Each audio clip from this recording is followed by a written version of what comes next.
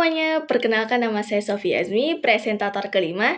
Di sini saya akan mempresentasikan tentang pencemaran tanah dan pencemaran suara. Sebelum kita masuk ke materinya, saya akan memberikan kata-kata motivasi atau quotes. Pasti teman-teman sudah tahu lah ya, apa itu quotes. Nah, quotes saya kali ini ialah pendidikan adalah senjata paling ampuh yang dapat kalian gunakan untuk mengubah dunia. Arti dari quotes tersebut, melalui pendidikan, seseorang menjadi manusia yang seutuhnya sehingga memiliki kecenderungan untuk memanusiakan manusia lainnya. Nah, dari kata-kata motivasi yang saya buat, saya harap teman-teman semuanya bisa mengambil makna dari kata-kata motivasi saya, dan daripada berlama-lama, langsung saja kita masuk ke materinya.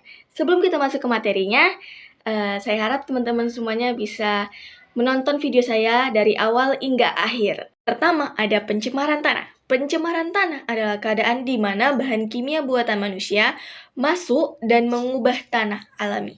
Pencemaran tanah dapat terjadi secara langsung atau tidak langsung. Ada dua macam-macam pencemaran tanah. Yang pertama, pencemaran tanah secara langsung.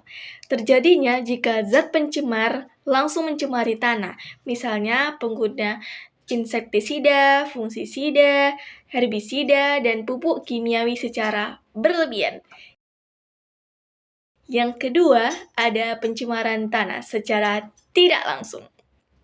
Terjadinya perantara air dan udara, misalnya limbah domestik dan industri dibuang ke sistem perairan polutan tersebut.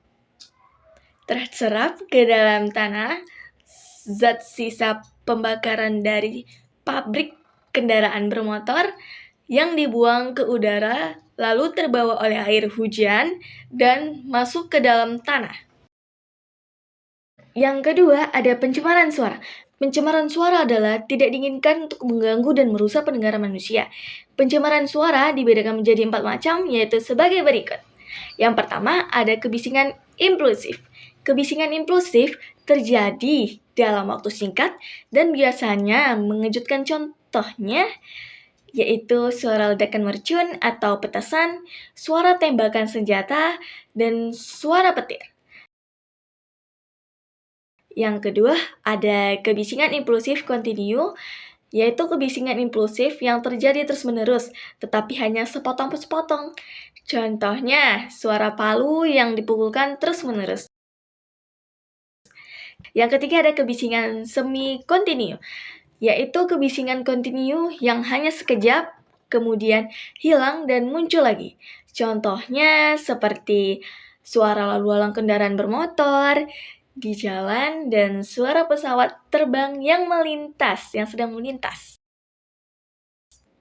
Yang keempat, ada kebisingan kontinu, yaitu kebisingan yang datang secara terus-menerus dalam waktu yang cukup lama. Contohnya, suara mesin pabrik. Kemudian ada pengertian kebisingan. Kebisingan ialah bisa merusak kesehatan telinga manusia, dan tingkat kebisingan dalam hanya telinga mendengar kebisingan rata-rata seseorang mampu mendengar suara dengan frekuensi 20 sampai dengan 20 Hz. Kebisingan dapat menyebabkan psikologi seperti kesulitan berkonsentrasi dan gangguan fisiologis seperti sakit kepala. Sekian presentasi saya kali ini. Jika ada kekurangan dan kelebihannya dalam berucap, saya mohon maaf. Terima kasih.